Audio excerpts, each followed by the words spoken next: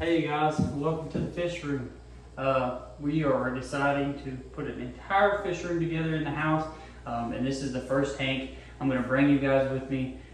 Clean this tank prior to. It was filthy, now it's really pretty and clear, and the fish are swimming around and happy.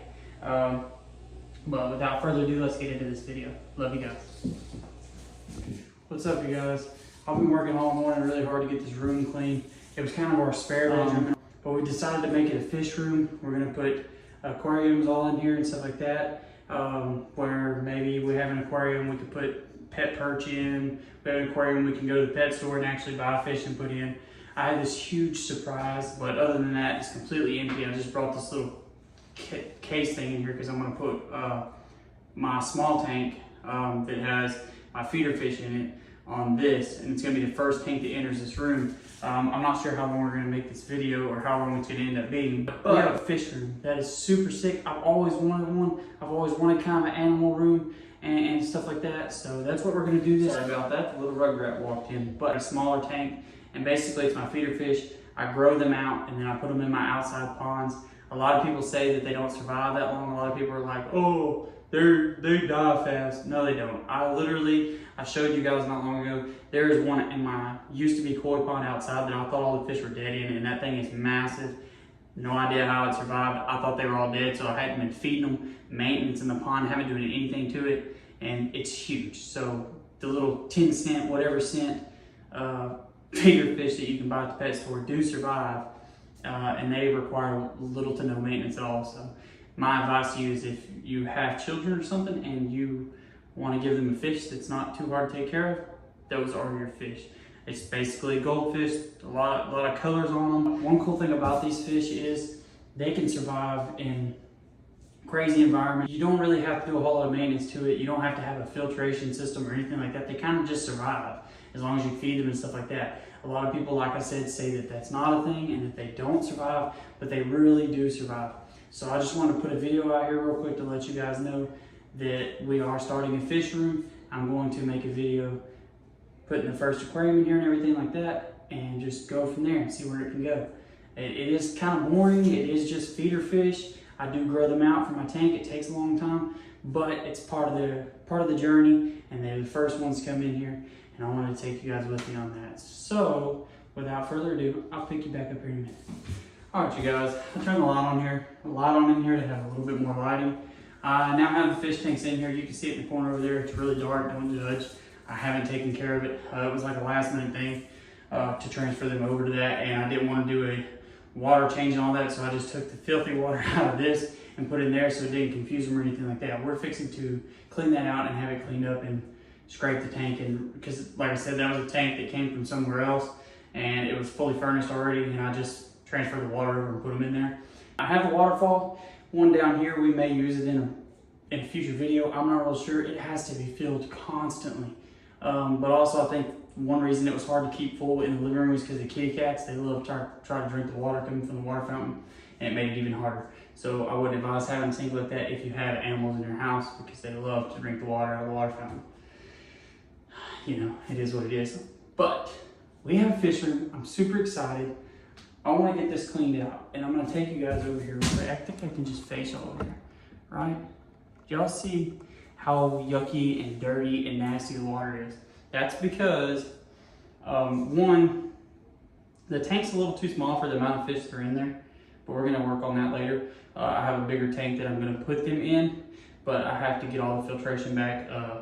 All of my tanks got left outside for a very long time, and all the filters and stuff like that were just no good anymore. So I have a bunch of tanks, and I have to get the filtration for them and everything like that, and then we'll transfer them over. But for now, we're just gonna have to keep cleaning this thing because I have nowhere else for them at the moment, not even a pond. They're all out of the ground and icky and nasty.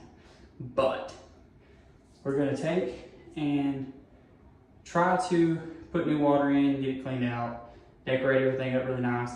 At the moment, all that we're using is an aerator, because it's just a single bubble aerator, for the simple fact that, like I said, they don't require a whole lot of filtration or anything like that. I've noticed that if you're not using them as a decor fish, they actually survive a little bit better when it's darker and kind of yucky like that, if that makes sense. That might sound really stupid, but that's just me. I have been buying these feeder fish for like 3.5 years, and they always survive better in darker environments and like just kind of on their own. What I do is transfer these. I'm gonna put these guys in the waterfall tank for now. It's got very little water in it, and I'm just gonna open this window and pour the water out. That sounds good to me.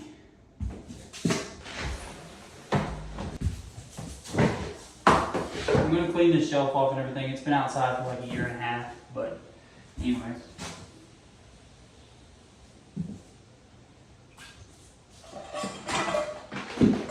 Alright you guys, now we have the water drain. We're gonna get these fishies. There are 2 sucker fish in here. I wouldn't advise putting 2 sucker fish in such a small tank, but like I said, at the moment I don't really have a place for them. It really only needs 1, especially with this size, because the more fish, the more poop, the more filth, the more nastiness, the bigger the filtration system has to be, and all we're doing is running a bubbler right now, so, you know. But you have to start somewhere, and at the moment, we're starting, so wish me luck. All right, you guys, so now we have all the fish out.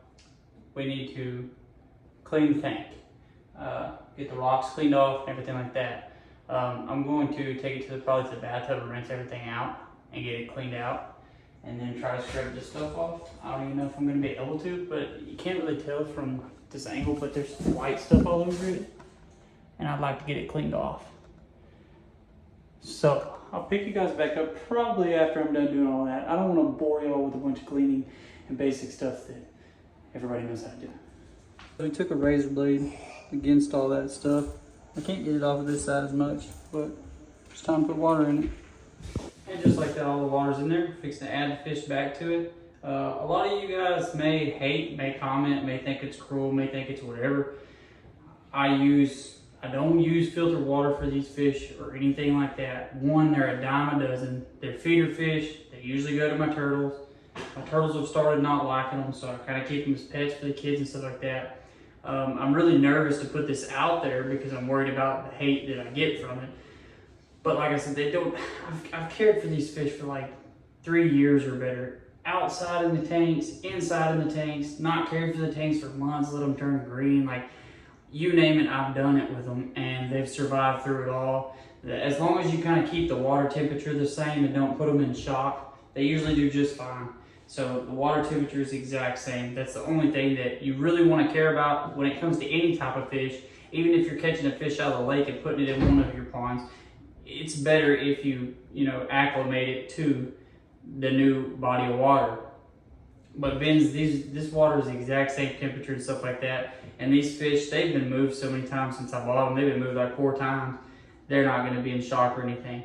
Leave a comment below if you're worried about it. Leave a comment below if you would do things differently. This is, like I said, this is the complete start to the fish room. I have a lot to learn, and you guys can go on this journey with me and probably teach me a few things if you come across this video. Don't be scared to say, hey, you're an idiot. Don't be scared to say, hey, I would do this differently. I will hear all of you guys out when it comes to any of that stuff.